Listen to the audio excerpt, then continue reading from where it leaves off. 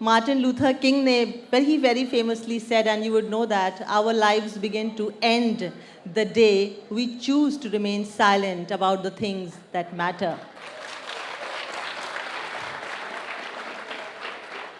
और हमें बहुत खुशी है इस बात की कि बहुत से ऐसे लोग हैं जो अभी जिंदा हैं, मरे नहीं हैं।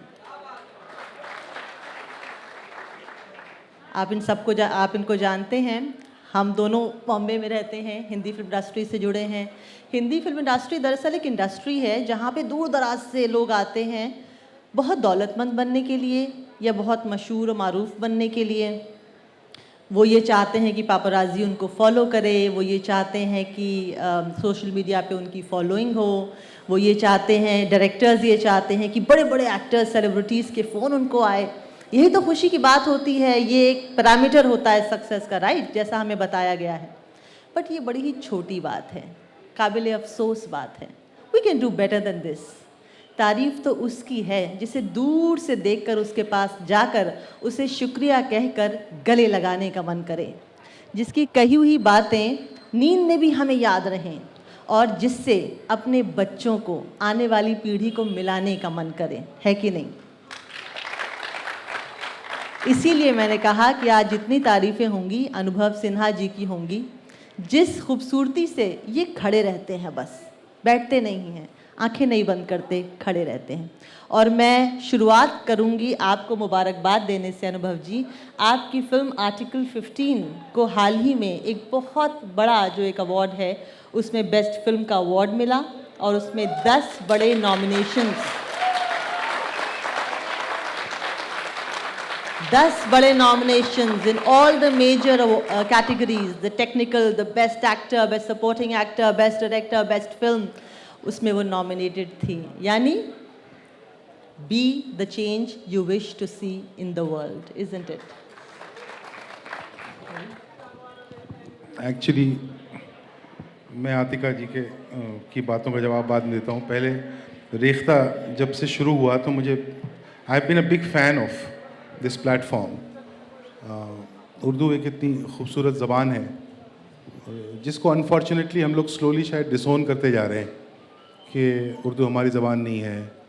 ज़बानों को हम मज़हब से जोड़ देते हैं आजकल, और वो बेचारी उर्दू के साथ भी हुआ है।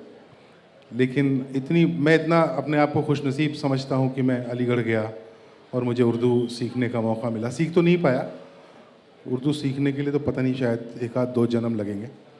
बट तो वो सब लोग जो इस फेस्टिवल के, जिसको जश्न रेख्ता का नाम दिया गया है, जो उसके पीछे हैं, उन सबको मैं बहुत मुबारकबाद देना चाहता हूँ और उनको शुक्रिया बोलना चाहता हूँ कि उन्होंने मुझे यहाँ बुलाया। Thank you so much. और आप सब लोगों का बहुत शुक्रिया कि आप लोग आए। अब स्क्रीन अवार्ड्स में हमको 10 नॉमिनेशंस थे, हमको 4 टॉप अवार्ड्स मिले, best film, best director, best actor और बेस्ट स्क्रीन प्ले। और मुल्क को भी एक्चुअली पिछले साल जी बेस्ट फिल्म का अवार्ड मिला था।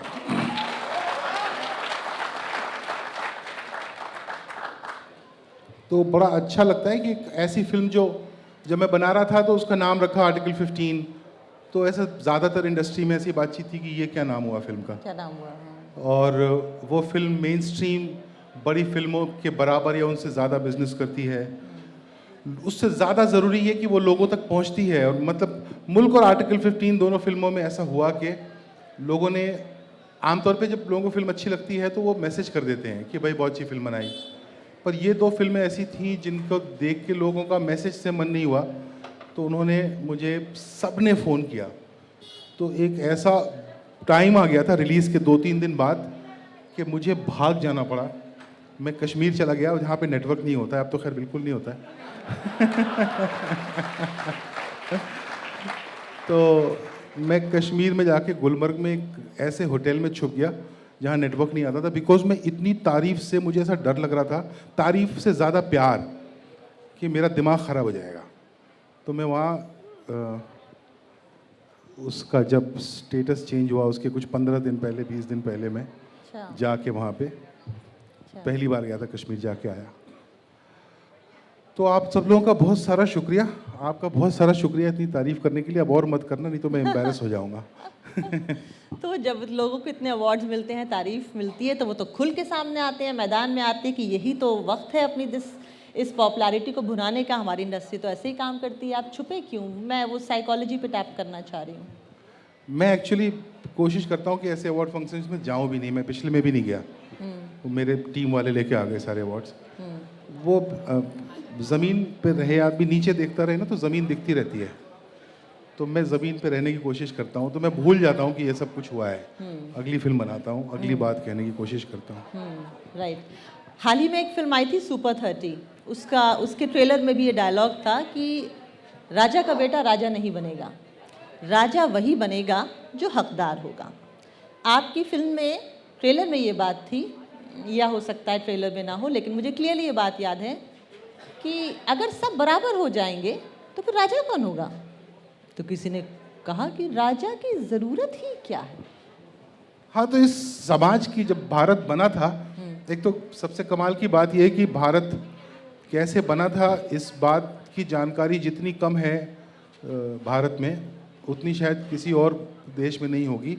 पर वो एक व्हाट्सएप पे एक नया एक नैरेटिव है हिंदुस्तान का, जिसमें जो आसान होता है पढ़ना, क्योंकि वैसे वो छोटे से शब्दों में आता है, किताबें कौन पढ़े। तो भारत जो एक डेमोक्रेटिक कंट्री बनाई गई थी, उसका एक बेसिक आइडिया ये था ना कि बहुत सारे लोग, अलग अलग तरह के लोग, अलग अलग ज़बान बोलने वाले लोग, अलग खाना खाने वाले लोग, अलग मज़हबों को मानने वाले लोग, वो सब एक साथ बराबरी से रहेंगे।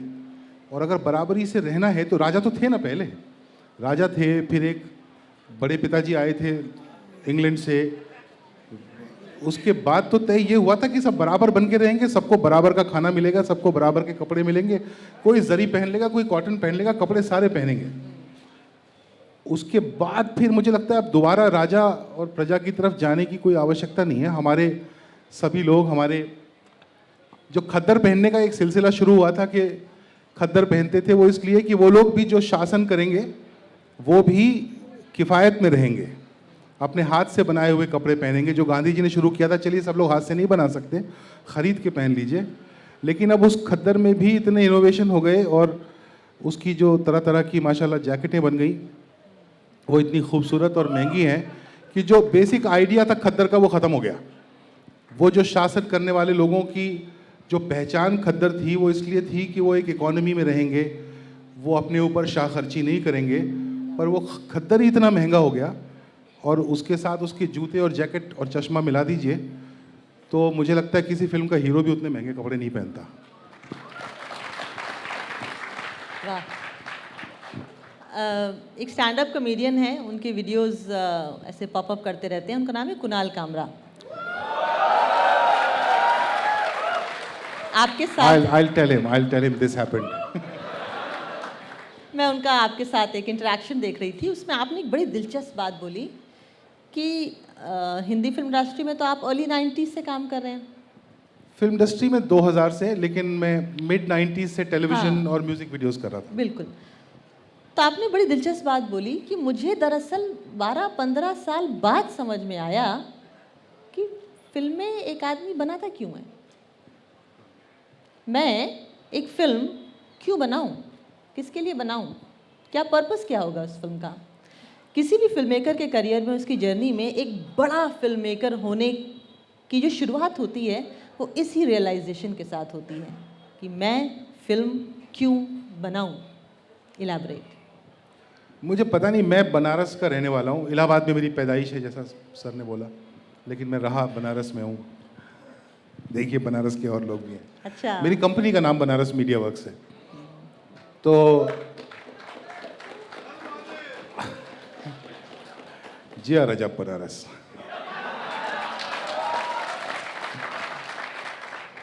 तो हमारे ज़माने में ना, जब हम लोग 10th पास करते थे तो या तो डॉक्टर बनते थे या इंजीनियर बनते थे, दूसरा कोई रास्ता नहीं था। तो पिताजी को ऐसे प्राउड फील होगा कि अगर मैं डॉक्टर या इंजीनियर में से कुछ बन गया तो खून से मुझे बड़ा डर लगता था, तो मैंने कहा कि इंजीनियर बन जाता हूँ। तो ये कारण हुआ इंजीनियर बनने का। या दूसरा कारण ये हुआ कि पिताजी का सीना फूला रहे कि मेरा बेटा इंजीनियर है। तो उस ज़माने में फिल्म बनाएंगे ऐसा हमारे मतलब दूर दूर तक ख्याल में नहीं था। कभी मतलब हमारे को लगता नहीं था कि वो कोई करियर ऑप्शन है। आज आप लोग बहुत खुशनसीब हैं, दिल्ली में रहते हैं, मास मीडिया इंस्टीट्यूट्स हैं जहाँ पढ़ते हैं और आप ये करियर सोचते हैं। हमारे समय में ऐसा नहीं था, पुरानी बात है, ऐसा भी लगता है जैसे पिछले जन्म की बात है। तो इंजीनियरिंग कर ली, फिर इंजीनियरिंग करने के बाद नौकरी करने लगे और वो नौकरी करते में एक अजीब सी ड्राइनेस का एहसास हो रहा था कि जब अपनी ज़िंदगी शुरू हुई कि ये क्या कर रहा हूँ मैं, और उसमें मज़ा नहीं आ रहा था। तो फिर मैंने वो जॉब छोड़ा और 1 साल ढूंढा कि मैं क्या करूँगा इसी शहर में। इस शहर से सारी वो भूख की यादें जुड़ी हुई हैं, खाना खाने को नहीं मिलता था क्योंकि जॉब छोड़ दिया था। तो पैदल चलता था लोधी कॉलोनी से लेके कभी मंडी हाउस, कभी कहीं। तो उस दौरान रियलाइज़ हुआ कि फ़िल्में बनाना चाहता हूँ, तो मैं पहुँच गया फ़िल्में बनाने और फिर भगवान की दया से फ़िल्में बनाने भी लग गया। लेकिन वो शायद प्रोफेशन था मेरा अब से 2-3 साल पहले तक कि every film was a project that you will create and you will make some money out of it and hopefully be able to create another project. Until about 2 years back जब मैंने वो बहुत सारा कर लिया तो एक अपने आप से ये सवाल हुआ कि कौन सी फिल्म बनाऊं और क्यों बनाऊं वो फिल्म। और वो शायद मेरे करियर का एक नया चैप्टर है कि जब मैंने मुल्क का जो सब्जेक्ट था उसके बारे में बहुत स्ट्रांगली फील करता था और मन करता था कि बोलूं इस बारे में, किससे बोलूं। और एक दिन खुद ही और ट्विटर पे लोगों से बातें करता था, फिर वहाँ पे वो पेड ट्रोल्स मुझसे झगड़े करते थे, फिर वो मुझे पाकिस्तान का वीज़ा देते थे तो वो लड़ के मैं परेशान हो जाता था कि मैं उससे कुछ निकलता नहीं था। ऐसा लगता था मैं ये बेवजह की बहस क्यों कर रहा हूँ। और फिर मुझे ख्याल आया कि यार मेरे हाथ में तो इतना इम्पोर्टेंट, इतना अच्छा मीडियम है जहाँ जनता को एक बड़े से थिएटर में बिठा के अंधेरा करके आप ये कंट्रोल कर सकते हैं कि वो क्या देखे और क्या सुने। तो फिर इन दोनों चीज़ों को जोड़ा तो समझ में आया कि एक्चुअली फिल्म बनाने का मकसद तो ये होना चाहिए। और फिर वो सारी बातें, अभी मेरा एक जूनियर मेरे पास आया हुआ था, कुछ कहानी को लेकर के भटक रहा था कि किस कहानी पे फिल्म बनाऊं। तो मैंने कहा जिस तुम्हारी ज़िंदगी में, तुम्हारी दुनिया में, तुम्हारे समाज में जिस बात को लेके सबसे ज़्यादा गुस्सा है उस बात पर फिल्म बनाओ, अच्छी बनेगी। तो मैं मुल्क को लेके बहुत नाराज़ था, अभी भी हूँ। तो हालांकि मैंने मुल्क के बाद बनाई आर्टिकल 15, लेकिन वो भी मुल्क के बारे में, तो वो मुल्क ही बना रहा हूँ मैं एक के बाद एक, अगली भी मुल्क ही है।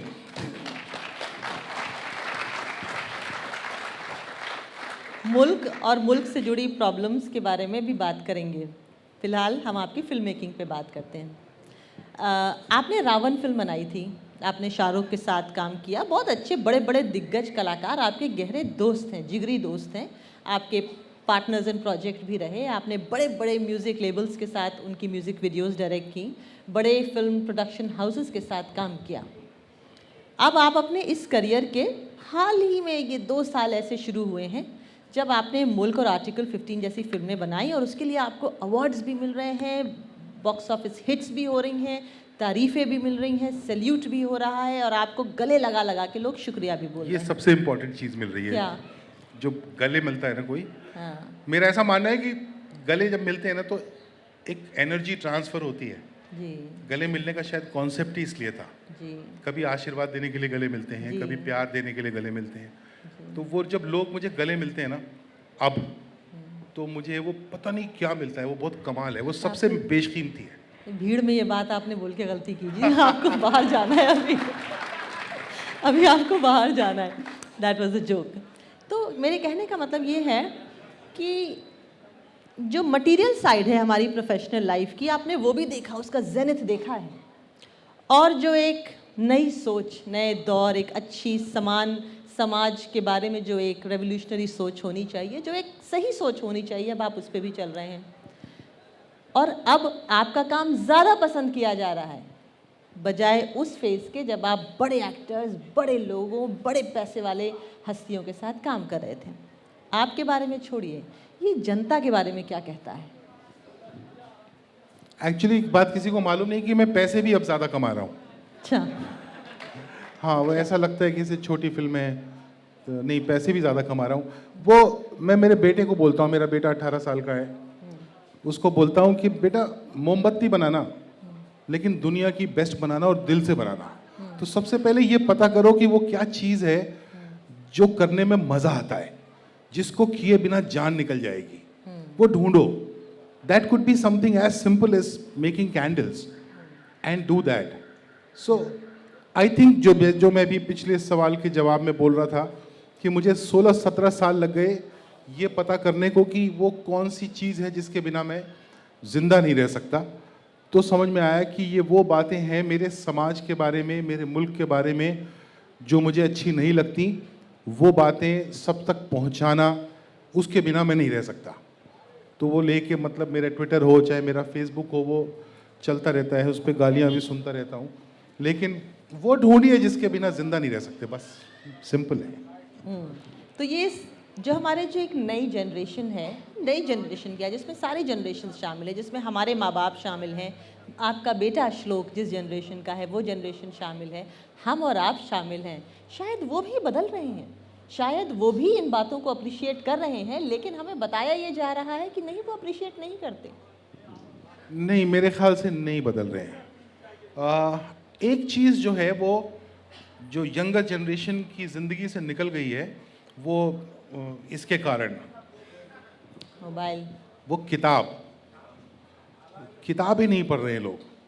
और ज़िंदगी में जब तक किताबें, मतलब किंडल पे पढ़ लीजिए, लेकिन व्हाट्सएप पे मत पढ़िए. किताबें पढ़िए और जिस भी विषय में आप बात करना चाहते हैं उस बारे में जानिए. मतलब वो एक मुसलसल एक भूख जो होती है ना कि मुझे ये लफ्ज़ मेरे सामने किसी ने बोला, इसका मतलब क्या था, ये कहाँ से आया, उसके बारे में जानना, या किसी एक घटना का जिक्र. तो पहले जब हम बड़े हो रहे थे तो हमारे पास तो कोई रास्ता ही नहीं था, हम तो किताबें ही पढ़नी पड़ती थी या बुज़ुर्गों से, बड़ों से पूछना पड़ता था. और अब क्या हुआ है कि अब कन्वीनियंट इन्फॉर्मेशन में हम इंटरेस्टेड हैं. हम इस बात में इंटरेस्टेड नहीं है कि वो इन्फॉर्मेशन ऑथेंटिक है या नहीं. हम इस बात में इंटरेस्टेड हैं कि मेरे पास इस बारे में कुछ इन्फॉर्मेशन है, I can talk for a bit about it. But I think उससे बचने की ज़रूरत है. और मैं आप लोगों को एक कमाल की बात बताऊं, वो लोग यहाँ जो किताब नहीं पढ़ते हैं, माफ़ी चाहता हूँ मैं ऐसा अगर मान रहा हूँ कि आप में से कुछ लोग किताबें नहीं पढ़ते हैं. मैं ऐसा विश्वास करना चाहता हूँ कि आप सब पढ़ते हैं. किताबों में से एक बड़ी अच्छी खुशबू आती है. तो वो जब, और उस खुशबू का एक नशा होता है, और वो किताब जो आपको दे के जाती है उसका एक नशा होता है. मेरा ऐसा मानना है कि आज की generation, including my own son, थोड़े से उससे दूर है और वहाँ वापस जाने की ज़रूरत है. हमारी ज़िंदगी, हमारे समाज, और मैं सिर्फ हिंदुस्तान की बात नहीं करता, मैं दुनिया की बात करता हूँ, वो वापस उस जगह जाने की ज़रूरत है. और बहुत सारे हमारे समाज के, और मैं फिर रिपीट कर रहा हूँ कि दुनिया की बात कर रहा हूँ, बहुत सारे इलाज किताबों में छुपे हैं. ये बात जानने में छुपे हैं कि हम कहाँ से आए, हम कौन हैं, हमें कहाँ जाना है. वो सब, उससे थोड़ा हमारा यूथ दूर है. मेरी शिकायत है ये. Do you agree with him? Yes. अरे क्या बच गया मैं. नहीं, मैं आपको शामिल रखूंगी, because it can never be a monologue. It always has to be a dialogue between people listening and people sitting on stage talking. ये बताइए कि जब आप बड़े हो रहे थे, जब हम छोटे थे तो गोदान, राग दरबारी, एज यू लाइक इट वगैरह जैसी किताबें स्कूल में पढ़ते थे. घर में हमने कैफ़ी आज़मी को पढ़ा, थोड़ा रशियन लिटरेचर पढ़ा, आगे जाके कुछ अपनी कॉमिक्स भी पढ़ते थे. जो हमने बचपन में पढ़ा, शायद आज हम वही हैं. आपने बचपन में क्या पढ़ा था? ये सब कुछ पढ़ा है. तो मतलब मैं बनारस का हूँ, तो वहाँ पे साहित्य और संगीत, मैं कबीर चौरा में रहता था, जहाँ से बनारस के सारे बड़े संगीतज्ञ निकले हैं. तो सुबह जब दूध लेने जाता था, तो छोटा था मैं, तो दूध लाने का काम मेरा था. तो सुबह 5, 5:30, 6 कितने बजे. भाई बहन थे आप? 4 भाई बहन थे. तो मैं बड़ा, चारों भाई? नहीं, सबसे बड़ी बहन, फिर मैं, फिर एक बहन, फिर एक भाई. अच्छा. तो दूध लेने जाने का काम मेरा था. तो मैं सुबह जाता था, वो एक स्टील का एक डब्बा होता था जैसे वो ढक्कन वाला, तो हमारे सामने दूध दूता था, लेके आते थे. तो वो जिस गली में मैं जाता था, उस गली में हिंदुस्तान के और दुनिया के सबसे मशहूर और मारूफ म्यूजिशियंस रहते थे. अच्छा. और वो सुबह 4 बजे से रियाज कर रहे होते थे. ओहो. तो जब मैं ऐसा बच्चा जब वहाँ से जाता था, गायों के पास खड़ा होऊंगा जहाँ मुझे दूध मिलेगा, वो जो साउंड था, तो किसी घर से तबले की आवाज़ें आ रही हैं, किसी पे कथक का रियाज हो रहा वाह, है, वाह, वाह। कहीं आलाप चल रहे हैं, तो एक के बाद इतने सारे घर, और वो हिंदुस्तान के सबसे बड़े लोग वाह। वो रियाज कर रहे हैं। तो वो एक साउंड है जो मेरे साथ जिंदगी भर रहा है अब तक। लोग मुझे कहते हैं मेरी फिल्मों का म्यूजिक बड़ा अच्छा होता है, कैसे तू इतने अच्छे गाने चूज करता है? तो मैं जवाब नहीं दे पाता। मुझे लगता है जड़ें वहाँ कहीं हैं, या कि फिर वहाँ से जब घर पे आता था तो बेगम अख्तर बज रही होती वाह, थी, वाह, वाह, वाह। और मुझे समझ ही नहीं आता था ये क्या बोल रही हैं, मेरे हम नफस मेरे हम नवा, मुझे दोस्त बन के दगा न दे। न दे। तो दोस्त बन के दगा न दे तो समझ में आ जाता था, लेकिन हम नफस हम नवा समझ में नहीं आता था। और उस जमाने में रेख्ता था नहीं। तो और ना ही इंटरनेट था, तो वो उन अल्फाज को ढूंढने की भी एक वो ज़रूरत रहती थी कि पता तो करूँ इस शेर का मतलब क्या था। वहाँ से मेरी एक्चुअली उर्दू का मेरा प्रेम वहाँ से शुरू होता है। वो पूरा बेगम अख्तर, मेहंदी हसन, गुलाम अली साहब, जगजीत सिंह, इन लोगों को एट्रीब्यूटेड है कि मतलब अभी में हम लोग शूट कर रहे थे लखनऊ में, तो पता चला बेगम अख्तर साहब की मज़ार है वहाँ, तो हम सारे गए, तो हम लोग बैठ गए उनके जाके पैरों में। अच्छा और मैंने मेरे आईफोन पे एक गज़ल बजा दी उनकी, अच्छा। और 3 मिनट में रियलाइज़ किया कि सब फूट फूट के रो रहे थे। ओहो। तो ये अपब्रिंगिंग का हिस्सा है। बिल्कुल। और उसके बाद नामवर सिंह, केदारनाथ सिंह, काशीनाथ जी, वाह। हजारी प्रसाद द्विवेदी, महावीर प्रसाद द्विवेदी, ये सब 4-5 किलोमीटर उसी के अंदर का मामला था सारा। तो इनकी किताबें हिंदी स्कूल में पढ़ा, गवर्नमेंट कॉलेजेस में पढ़ा, तो हिंदी की अच्छी तालीम रही, संस्कृत रहा, संस्कृत रही। संस्कृत से सुना है डायबिटीज ठीक हो जाता है।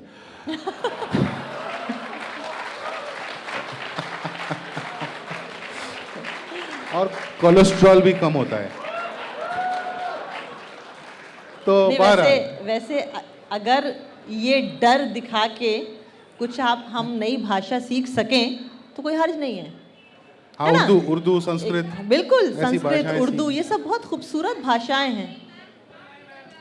यार आई एग्री विद। बहरहाल मैं इनके सवाल का नो जवाब दे रहा डर, हूं। राइट, तो करेक्ट। फिर स्कूल में जयशंकर प्रसाद भी थे, मैथिली शरण गुप्त भी थे, सुमित्रा नंदन पंत भी थे, महादेवी वर्मा भी थी, शेक्सपियर भी थे। तो ये सारा कुछ 8वीं 9वीं क्लास से शुरू हो गया था। तो और वो पढ़ने मिला। मेरा ख्याल है कॉलेजेस में बच्चे आज भी पढ़ रहे होंगे। मीडियम में थे आप? मैं कौन से मीडियम में? हाँ, मतलब हिंदी कि हिंदी मीडियम में। Queens college Varanasi. अच्छा अच्छा। हाँ, वो तो ये एक्चुअली इसका जो- नाम क्वींस कॉलेज है, बट वो है GIC, गवर्नमेंट इंटर कॉलेज। तो वहाँ पढ़े वो बहुत सारी। तो मेरे ख्याल है ये सारी चीज़ें तो आज भी पढ़ाई जा रही होंगी स्कूलों में, लेकिन हमारी जो दोस्तों के बीच की जो शाम को जब चलते हुए अलग होते थे, तो उस वक्त किताबें शेयर होती थी कि तूने ये पढ़ ली, अच्छा ये मुझे दे, ये मैं ले जा रहा हूँ। हाँ। तो वो किताबों का बहुत योगदान था हमारी अपब्रिंगिंग में, और म्यूज़िक का बहुत, मेरी पर्सनल ज़ाती ज़िंदगी में म्यूज़िक का बहुत योगदान था। लेकिन बावजूद इसके आपकी फिल्मों में बहुत ज्यादा म्यूजिक तो नहीं सुना मैंने। क्या बात कर रही हैं आप? तो मुल्क, आर्टिकल 15। तुम बिन में 13 गाने थे। हाँ, वो एक अलग आपकी जिंदगी को टुकड़ों में बांटा तभी जा तो मैं तो सकता है पिछली आपके जिंदगी करियर में। को। हाँ बिल्कुल। 10 में कितने सुपरहिट गाने थे। बिल्कुल। मैंने एक बहुत खराब फिल्म बनाई थी, उसका नाम था कैश। उसका एक गाना, गाना उसके बहुत भी अच्छा था। उसके 2 गाने सुपरहिट हाँ, थे। हाँ। छम्मक छल्लो, हाँ। 10 बहाने करके ले गए दिल। क्या बात कर ओह रही हैं यस, आप? You right, you right, you right. नहीं, वो एक्चुअली मुझे लोग आपका एनलाइटनमेंट जो है। नो मुझे लोग भूल गए, मेरा जो पूर्व जन्म है ना, हाँ। वो भूल गए। लोग मुझसे ऐसे बात करते हैं कि आपके टाइप की फिल्में, तो मैं कहता नहीं, मेरे टाइप की तो ये 2 ही हैं। करेक्ट असल तो मैं पहले था, क्या पता मैं फिर वापस आ जाऊं। करेक्ट।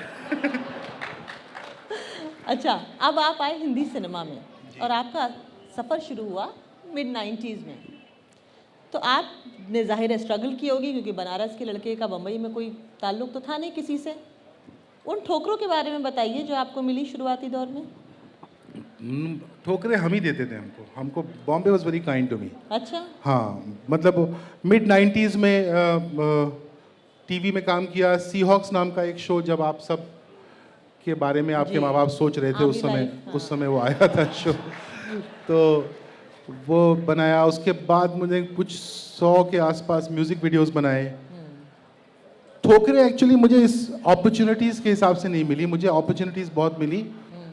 उन अपॉर्चुनिटीज़ को मैंने ठोकरें मारी, वो एक अलग बात है कि मैंने उनके साथ अच्छा नहीं किया। पर ठोकरें ये जो कि जब आप एक ख़राब फिल्म बनाते हैं और उसके बाद उसमें और उसके बाद वाली फिल्म के बीच का जो एक दौर होता है जिसके बारे में किसी को पता नहीं चलता। जी जी। जैसे मैंने कैश का जिक्र किया, जब मैंने कैश बनाई तो फिर लोग फ़ोन नहीं उठाते आपका, फिर लोग आपके मैसेजेस का जवाब नहीं देते, फिर तो वो एक अच्छा लंबा दौर था। लेकिन मैं इतना लकी था कि जब कैश के बाद मेरा कोई फ़ोन नहीं उठा रहा था और मुझे लग रहा था कि मैं ख़त्म हो गया, तो एक दिन मुझे एक आदमी का फ़ोन आया, उसने कहा पिक्चर बनाते हैं, उसका नाम शाहरुख खान था। तो I been lucky, I been very lucky. मेरी ठोकरें अपॉर्चुनिटीज़ की बिल्कुल नहीं है, लेकिन मेरी ठोकरें इस बात की बहुत सारी हैं कि मुझे क्या करना चाहिए, मुझे क्या करके खुशी मिलेगी। वो ढूंढते ढूंढते मुझे कुछ 17, तुम भी आई थी 2001 में और मुल्क आई थी 2018 में। वो 17 साल मुझे लगे, जो कि आप अलग तरीके से देखें तो शायद वेस्ट ऑफ टाइम था, लेकिन शायद वो मेरा इन्वेस्टमेंट भी था कि एक बार सीख जाऊं। और अब जैसे अब मैं एक ऐसे मुकाम पे पहुंच गया हूं कि मुझे सक्सेस से और पैसे से कोई खुशी नहीं होती। मतलब खुशी तो जाहिर होती है, लेकिन उससे मेरे को लाइफ चेंजिंग कुछ नहीं होता। मुझे लगता है ठीक है, ये तो बहुत बड़ी बाय प्रोडक्ट है। ये बहुत बड़ी बात है। I think so. You don't have EMIs to pay. हाँ, मतलब मुझे अब ऐसा लगता कि पैसा ठीक है, पैसा एक्चुअली उतना ही चाहिए होता है, ज़्यादा पैसा चाहिए नहीं होता है। तो हम में से कई लोग यहाँ पे उसी दौर में हैं, probably in their 20s early 30s, जब ये बताया हमको जाता है कि एक गाड़ी होनी चाहिए, अपना घर होना चाहिए, 2 से 3 BHK 1 BHK में काम नहीं चलेगा, ठीक है, और एक सर्टेन अमाउंट ऑफ कैश होना चाहिए, बैंक बैलेंस होना चाहिए। ये सही नसीहत दी गई है हमें, हमारी ज़िंदगी का ये मकसद सही है। सबकी खुशी की परिभाषा अलग होती है। कल मुझे हंसल बता रहा था किसी अपने दोस्त के बारे में, हंसल मेहता शाहिद के डायरेक्टर। तो वो बोला उसका एक दोस्त है, उसको कुछ करना ही नहीं है, उसको सिर्फ किताबें पढ़नी है। अच्छा। तो वो सिर्फ इतना कमाता है कि वो किताबें खरीद ले, और वो किधर पहाड़ों में अपना रहता है, किसी स्कूल में पढ़ा के किताबें खरीद। तो हम में से ज़्यादातर लोग, अब ये मेरे बुढ़ापे का लक्षण है कि हम में से ज़्यादातर लोग अपनी खुशी को डिफाइन ही नहीं कर पाते कि हमारी खुशी क्या है। ज़्यादातर हम खुश आदमी की जो खुशी होती है उसको समझते हैं कि ये मेरी खुशी है, मुझे ये चाहिए, जबकि वो सच होता नहीं है। हर इंसान की खुशी मुख्तलिफ होती है।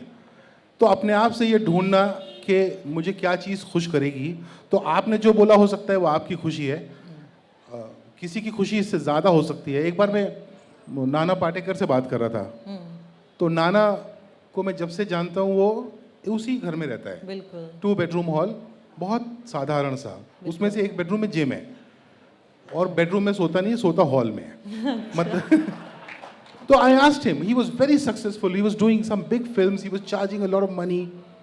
सो आई सेड, डोंट यू, आपको नहीं लगता कि मर्सिडीज खरीद लूँ या एक ऐसा बड़ा सा एक पेंट हाउस खरीद लूँ? तो उसने मुझे बड़ी बुद्धा टाइप की, गौतम बुद्ध टाइप की बात समझाई जो कमाल थी। उसने कहा कि नहीं अच्छा लगता है ना, मर्सिडीज किसको नहीं अच्छी लगती। तो मेरे को नीचे खड़ी नहीं करनी है, कभी कभी मन होता है मर्सिडीज का, तो मैं किसी दोस्त से मांग लेता हूँ कि आज मुझे मर्सिडीज भेज दे। तो तेरे पास मांगूंगा तो तू मना करेगा? मैंने कहा नहीं। तो बोले तेरे से मांग लूंगा। कहा ठीक है। तो सही बात है। नाना ने कहा कि खुशियों की ना एक लिस्ट होनी चाहिए। नॉर्मली हम सब बनाते हैं एक लिस्ट, लेकिन जब उसको अचीव कर लेते हैं तो उस लिस्ट को चेंज कर देते हैं, इसलिए हम कभी खुशी नहीं हो पाते। बोले लिस्ट बना लो, उसको अचीव कर लो, उसको चेंज मत करो। अच्छा। तो मेरा ख्याल है वो ज़्यादा आसान रास्ता है। हमारी ग्रोथ इंटेलेक्चुअल, मेंटल, प्रोफेशनल और हमारी पहचान उस सोहबत से भी होती है जिस सोहबत में हम रहते हैं। और हमारे दोस्त कौन हैं, इससे भी हमारी शख्सियत का पता लगता है। तो कुछ लोग कहते हैं कि आपके दुश्मन कौन है, इससे भी पता लगता है आप कितनी बड़ी चीज़ है। बहरहाल, but the idea is the kind of people you are surrounded with. What are the kind of people that you keep yourself surrounded with? I like to keep myself surrounded by people who can tell me in my face point blank you are wrong. मुझे उन लोगों से बहुत तकलीफ हो जाती है जो आपसे सिर्फ तारीफ की बात करते हैं, जो आपकी सिर्फ अच्छी बातें करते हैं. And I truly believe, and I keep telling my son, that every individual is made up of his friends. मतलब हम लोग इस बात को लाइटली लेते हैं, हम हमारे दोस्तों को लाइटली लेते हैं, पर हमारे दोस्त हमें बनाते हैं, हमारे शहर हमें बनाते हैं. सिर्फ ये दो चीज़ें हैं. माँ बाप एक लेवल तक लाते हैं, उसके बाद आप एक रिसीवर होते हैं इस दुनिया में. और आप क्या क्या रिसीव करते हैं, माँ बाप ने सिखाया होता है कि बेटा ये रिसीव करना, ये करना, पर वो हर इंसान अलग अलग चीज़ें रिसीव करता है और उसको स्टोर करता है, और वो सारी चीज़ें रिसीव होती हैं. I truly believe I am made up of all my friends. एक मेरे बड़े अजीज़ दोस्त खड़े हैं यहाँ पे, हुसैन भाई, 40 साल से हमारे दोस्त हैं. और ऐसे 40 साल ज़्यादा, 40 साल हाँ, मुबारक. पर हम लोग 40 साल से लगातार टच में. और ऐसे हम लोग 12-14 दोस्त हैं जो हम लोग 40 साल से, कुछ तो एक्चुअली 50 वाले भी हैं मेरे 2-3 वाह दोस्त. वाह वाह वाह. तो 50 साल नहीं, मैंने झूठ बोला, मैं इतना बड़ा नहीं हूँ. तो मैं मानता हूँ कि मैं बनारस और अलीगढ़ से मिलके बना हूँ, और मैं मानता हूँ कि मैं उन 14 दोस्तों से मिलके बना हूँ जो मेरे इतने लंबे समय तक दोस्त रहे. बनारस, सॉरी, अलीगढ़ जब गया था तो मैं उर्दू आती नहीं थी, लेकिन गजल नहीं बोलता था, मैं गजल बोलता था. गजल बोलते थे. ग पे नुक्ता नहीं था, वो अलीगढ़ जाके लगा.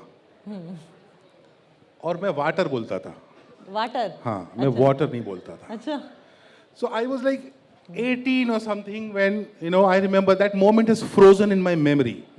I was riding pillion with a friend of mine who was riding a bike, who had grown up in the US and all, Nayyar Zaidi. तो मुझे प्यास लगी थी अलीगढ़ की गर्मी में, तो मैंने कहा किधर रोक ना, I want to have some water. So he broke out laughing and said, "What is water, man? It's water." So I said, "What?" So he said, "It's water." So मैं water तक तो नहीं पहुंचा, लेकिन मैं water तक पहुंच गया. आप जहाँ भी पहुंचे, शाहरुख खान आप तक पहुंच गए.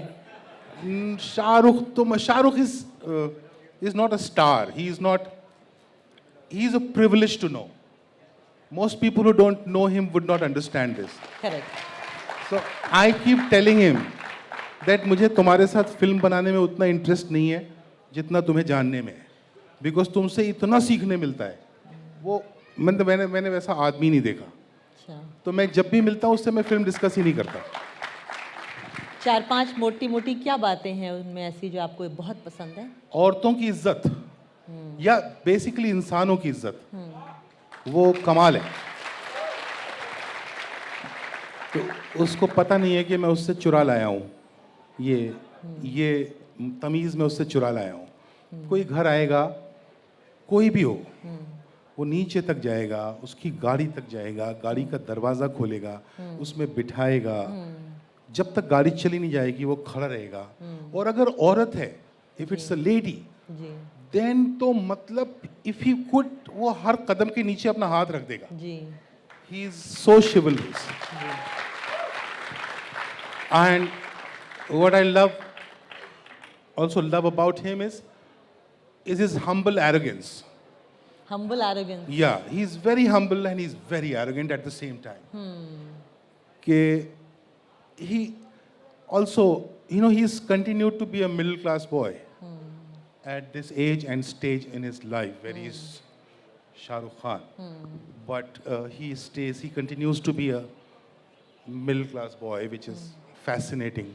And there's many more things, the way he deals with problems, the kind of courage he has, the kind of... Until I met him, I thought I was the most hardworking guy on the planet.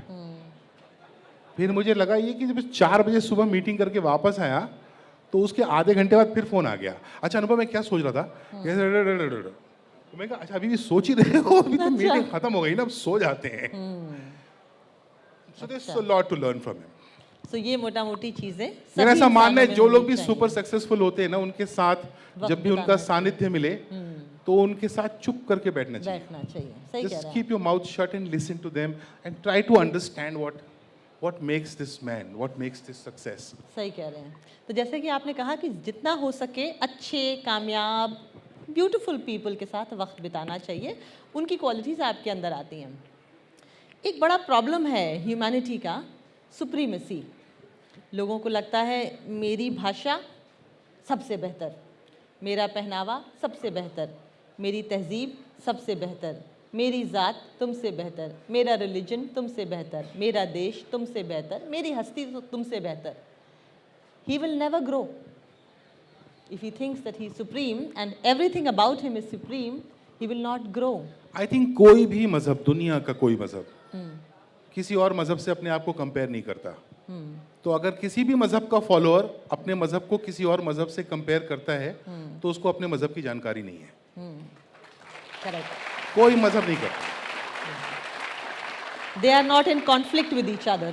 They are in cooperation and coordination with each other. हर मजहब, मतलब वो मजहब जिसको पूरी दुनिया में brand किया गया एज अ मिलिटेंट मजहब, वो मजहब भी मिलिटेंसी को एडवोकेट नहीं करता और ना ही ये बात करता है कि वो बेहतर कि हम बेहतर। प्यार में आप ऐसा बोल सकते हैं, कोई इंसान अपनी बीवी के लिए बोलता है ना कि मेरी बीवी बेस्ट है, दुनिया की बेस्ट है। ही डजंट मीन कि वो तुम्हारी बीवी से बेटर है, ही मीन्स कि बहुत अच्छी है, मेरे लिए बेस्ट है। बिल्कुल। तुम्हारे लिए बेस्ट हो सकती है। और जब वो अपने प्यार में ऐसा बोल रहा हो तो ये बात समझने की भी है कि ये प्यार में बोल रहा है, ये मेरी बीवी से अपनी बीवी को कंपेयर नहीं कर रहा है। सो उस किस्म से अगर ये बात की जाए तो बहुत ज़्यादा पैशनेट बात है, बहुत ज़्यादा सराहने लायक बात है। लेकिन अगर आप मजहबों को एक्चुअली कंपेयर करें कि हिंदुइज्म बेटर है कि सिखिज्म बेटर है कि इस्लाम बेटर है कि क्रिश्चियनिटी बेटर है, तो मुझे लगता है ये दुनिया की सबसे स्टूपिड बात है। वो जिन लोगों के कारण वो मजहब लिखे गए ना, वो इस बात से खुश नहीं होंगे। सही बात है कि बात क्या कर रहे हो। जबाने भी, मेरा मानना है कि मैं एक दिन गुलजार साहब से बात कर रहा था तो हम लोग ऐसा कुछ बात करते कि लोग आजकल फूल नहीं बोलते, फूल बोल देते हैं। तो मैं इस बात को लेकर थोड़ा एजिटेटेड था और एक आदमी जो जबान का इतना बड़ा दिग्गज है उसका कहना था नहीं नहीं इसको दिल पे मत लिया कीजिए, जबान होती किस लिए, बात कहने के लिए होती है ना। जबान तो चेंज होती रहेंगी, हो सकता है धीरे धीरे लोग फूल ही बोलने लगे और सबको समझ में आएगा कि फ्लावर की बात हो रही है। तो somebody who's so knowledgeable thinks of language like that. So I don't think there is any language better than the other. आपका जो दूसरा जो हिस्सा था बात का कि जात बनाई गई थी इसलिए कि राजा हो, जात इसलिए बनाई गई थी कि इनइक्वालिटी हो, जात बनाई गई थी इसलिए कि जब मुझे मेरे घर की ईंटें रखवानी हो तो सस्ता लेबर मिले। तो एक पूरे तबके को ये बताया जाए कि you are lesser human being than us and you should be available to us at a much lesser cost than I would like to pay. So you should feel, I will decide how much you will be paid, when you will be paid, what all you will do. That is a different ball game, and that was done by us human beings, and who decided that I am upper caste and you are lower caste. That is a vicious, dirty, political, feudal, antisocial game, which we have been playing for 5,000 years. That's nothing to do with this. This is something that all of us individually must find our ways to sort of get rid of it. मतलब हम realise नहीं करते हैं, हमारे DNA में इतना ingrained है कि कभी कभी मेरी बड़ी बहन मुझे अक्सर जब प्यार से गाली देती थी तो नीच बोल देती थी। तो ना उसने कभी रियलाइज़ किया ना मैंने कभी रियलाइज़ किया कि ये क्या बात है। सही बात है। फिर जब मैं आर्टिकल 15 पर रिसर्च कर रहा था तो मैंने, बहन है वो कलकत्ते में रहती है, मैंने उसको फ़ोन किया, मैंने कहा जीजी ऐसा नहीं कर सकते, जो तुम बोलती हो उसका मतलब गलत है, तो कोई दूसरी गाली ढूंढ ले अब मेरे लिए। क्या बात है, क्या बात लेकिन है, ये वाह, गाली हम नहीं दे सकते। वाह वाह वाह। तो हम खुद अनजाने में उस गंदी सियासत का हिस्सा हैं जो सोशल सियासत, सामाजिक सियासत है जी, उसका हिस्सा हैं। हम सबको पहले तो अपने आप को क्लेंज करने की कोशिश करनी चाहिए और अपने आसपास जितना क्लेंज कर सके करना चाहिए। सही बात कह रहे हैं। एक अपनी एक ट्रैवल स्टोरी में से एक एनेक्डोट बता रही हूँ। काबे में, मक्के में काबा जो है वहाँ पे जो सफाई कर रहा होता है ना, ऐसे पोछा लगा रहा होता है, तो जैसी अजान होती है तो जहाँ लगा रहा होता है वो जाके रख के वहाँ सामने खड़ा हो जाता है। और सारे मिलियनेयर्स बिलियनेयर्स जो बड़े बड़े शेख हैं उसके पीछे खड़े होकर नमाज पढ़ते हैं. So it is passé. Casteism is not a thing of 21st century. Yeah, I mean, Islam came into being in India because it was saying that there will be no caste system in Islam. But unfortunately, people who converted to Islam carried their castes with them into Islam, and at least the subcontinent Islam does practice casteism even today. So वो नहीं होना चाहिए. और शबरी के बेर की कहानी भी याद रखनी चाहिए. हर वो कहानी जो इक्वालिटी को प्रमोट करती है वो पढ़नी ज़रूरी है आज के ज़माने में. ये 21वीं सदी है. साइंटिफिक थिंकिंग को कितना फॉर्मली कॉन्शियसली प्रमोट करते हैं आप कि वो अनजाने में हो जाती है? मैंने सोचा नहीं कभी. साइंटिफिक थिंकिंग है मेरी. ये तो बहुत स्टूपिड थिंकिंग है. पता नहीं क्या क्या करता हूँ. साइंस अच्छी चीज़ है. उससे ये पता चलता है कि जिसमें जज्बात ना हो, जिसमें ट्रेडिशंस का बोझ ना हो, जिसमें बाप दादा क्या पढ़ा कर गए उसका बोझ ना हो, अपनी सोच. एक लॉयर साहब थे, वो कह रहे थे बताओ बेटे दुनिया गोल है कि फ्लैट है? बोले वो किताबों में पढ़ा है दुनिया तो गोल है. बोले don't lick what they have spat, know your own truth. No, he said that in a very rude manner, but what he wanted to say was realize your own truths, read your own books, know your own realities. वो उसके बारे में आपसे पूछ रही हूँ. Realities की जानकारी बहुत कम है. मतलब और बहुत ज़्यादा पढ़े लिखे लोगों से मैं अचानक कभी पिछले 5-6 साल से हम लोग बहसें बहुत ज़्यादा कर रहे हैं ना. हर ड्राइंग रूम में, हर डाइनिंग टेबल पे, हर चाय की दुकान पे किसी भी बात पे बहस शुरू हो जाती है कि वो गांधी अच्छा आदमी था कि नहीं था, या नेहरू अच्छा आदमी था कि नहीं था. तो which is fine. I mean you can criticise Gandhi. Gandhi criticise himself a lot. His book is called My Experiments with Truth. He did not say my understanding of truth or my truth. He kept struggling with the truth and kept making mistakes. But मैंने उन सारी बहसों में ज़्यादातर ये देखा है कि वो जो जानकारी होती है ना वो 1.5 इंच की होती है बस, जबकि वो कुआं जो है कुछ 5 किलोमीटर लंबा है. क्या बात है. तो वो 1.5 इंच की जानकारी पे लोग बहस करते हैं. So it is very important to know your history. It's very important to know your geography, your society, where you come from. Like I was in a school recently talking to them on Article 15 and I asked them कि हमारे surname क्यों होते हैं? तो obviously they were suddenly thrown off कि उनको नहीं पता था, उन्होंने कभी सोचा नहीं था कि सरनेम क्यों होते हैं. Correct. So these are the questions that we need to ask ourselves कि ये चीज़ें क्यों हैं और इनका क्या कारण था. अगर कोई इनका अच्छा कारण था तो क्या मैं उस अच्छे कारण में पार्टिसिपेट कर रहा हूँ, या कोई बुरा कारण था तो क्या मैं इसको रोकने में की दिशा में कोई कोशिश कर रहा हूँ. वो करना चाहिए. लाइक जैसे आपने कहा कि अपने अपने सच ढूंढने की मुसलसल एक कोशिश होनी चाहिए. सफ़र करते हैं आप, ट्रैवल करते हैं? हाँ, मैं बहुत सफ़र करता हूँ और आजकल तो सफ़र अंग्रेज़ी वाला भी बहुत वो भी कर रहे हैं. हाँ. एक बार मैं मथुरा गई थी तो पापा उस ज़माने में पोस्टेड थे वहाँ पे, तो वृंदावन जाया करते थे. बड़ी दिलचस्प बात मैंने वहाँ देखती थी. हर रिलीजियस प्लेस में, चाहे आप गोल्डन टेम्पल चले जाइए, वृंदावन चले जाइए, मक्का चले जाइए, हर आदमी धीरे धीरे बात करता है. वृंदावन में कहते थे जय श्री कृष्णा, जय श्री कृष्णा. वहाँ पे भी, मक्के में भी कव्वालियाँ नहीं होती, चीख चिल्लाहट कुछ नहीं होती, सब अपना अपना काम कर रहे होते हैं. हर जगह आप गुरुद्वारे चले जाइए, चुपचाप सब लोग रब का नाम जप रहे होते हैं. रिलीजियस प्लेस के अंदर तो कोई चीख नहीं रहा है रब का नाम, लेकिन रिलीजियस प्लेस के बाहर जब रिलीजन की बात हो रही है तो बड़ा चीखता है. क्यों? सही बोला मैंने?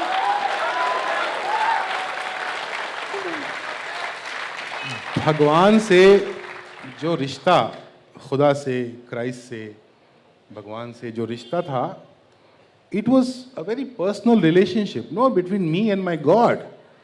I will talk to my God in the manner I want to talk. I don't know when it became about chest thumping. मैं लोगों से बोलता हूँ कि इतने कमाल का रिलीजन है हिंदुइज्म, इतने कमाल का रिलीजन है, where one of our gods, Shiv जी, उनके बाल देखिए. मतलब वो बाल पता नहीं करोड़ों साल बाद फैशन में आए. कृष्ण जी का फ्लैम्बॉयंस देखिए, आप किसी भी भगवान को चूज कर सकते हैं और उसकी पूजा कर सकते हैं। ऐसा नहीं है कि इसी की करनी है वरना तुम Correct. अच्छे हिंदू नहीं हो। बिल्कुल।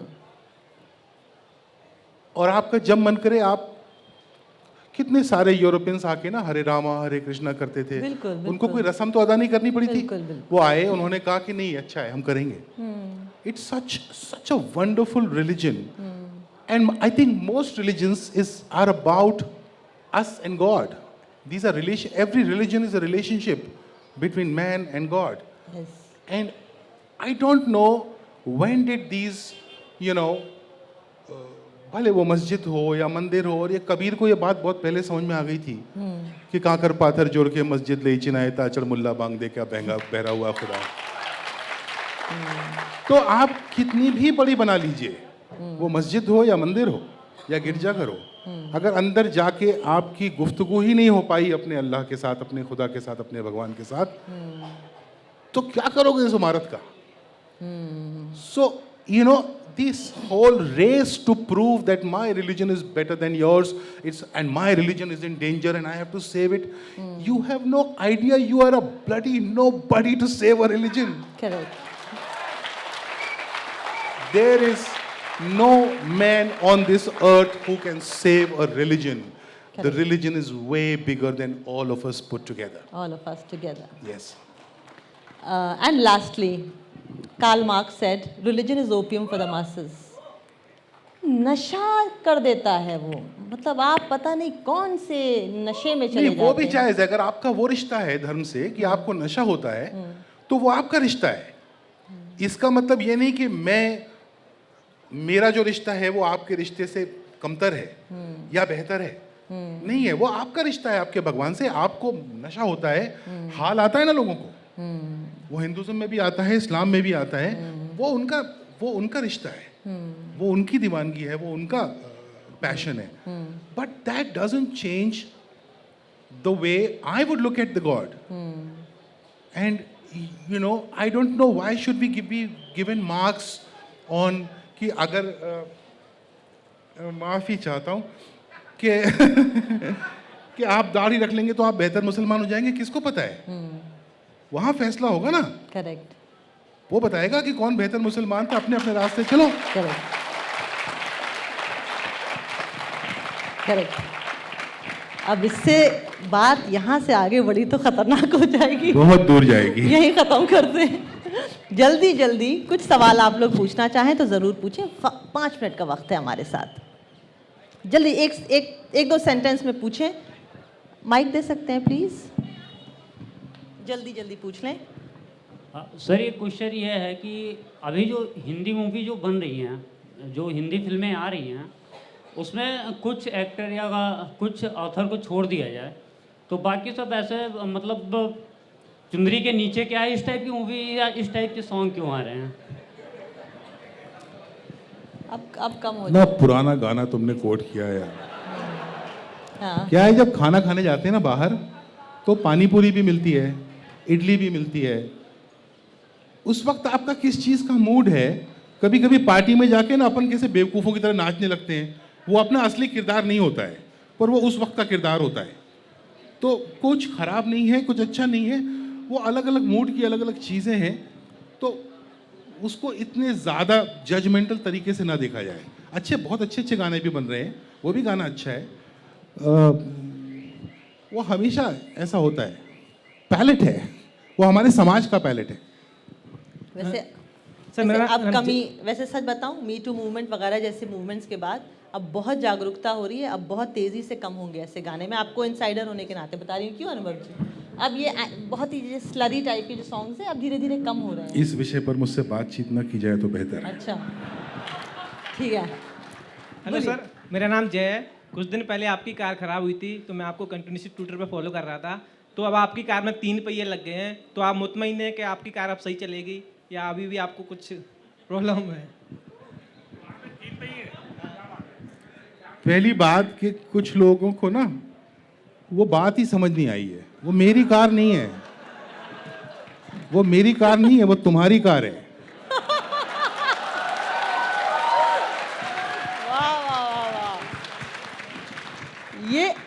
एलिगेरियन ह्यूमर है ना? हाँ, है ना? नमस्कार। ड्राइवर भी आपका ही, हम सबका अलग अलग ड्राइवर है वो। नहीं, मैं कहता हूँ ड्राइवर का फोन आया था। हाँ, पूछिए प्लीज। नमस्कार अनुभव सिन्हा जी, मेरा नाम वाहिदा है और मैं बम्बई से ताल्लुक़ रखती हूँ। पहली बात तो आपका तहे दिल से शुक्रिया for making a very courageous film. Okay, एक तो मुल्क और दूसरा article 15, very courageous. Well, coming back to little criticism, I don't know whether you will like it or not, but you like the people who says it on your face. So I'm taking this आपका ये जो मौजू है वो ख्वाब और हकीकत के बीच। ओके, तो मैं आपसे ये पूछना चाहूँगी सर कि are we living in like you know paradise fool, like you know fools of a paradise, है ना, कि हम एक बेवकूफ़ी वाली दुनिया में रह रहे हैं?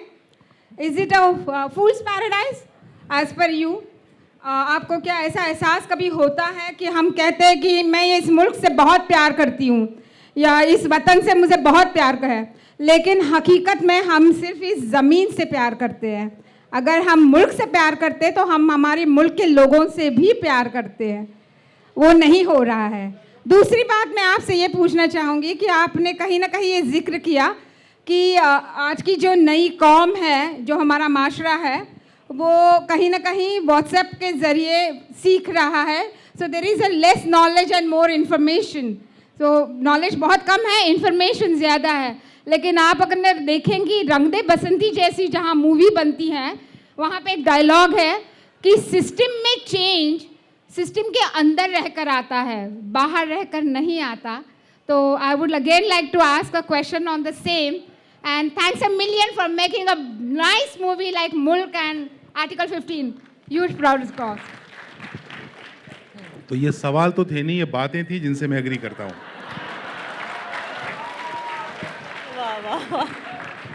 And you know what, stay angry like you are. चलिए ठीक है, बहुत शुक्रिया। Did you enjoy the conversation?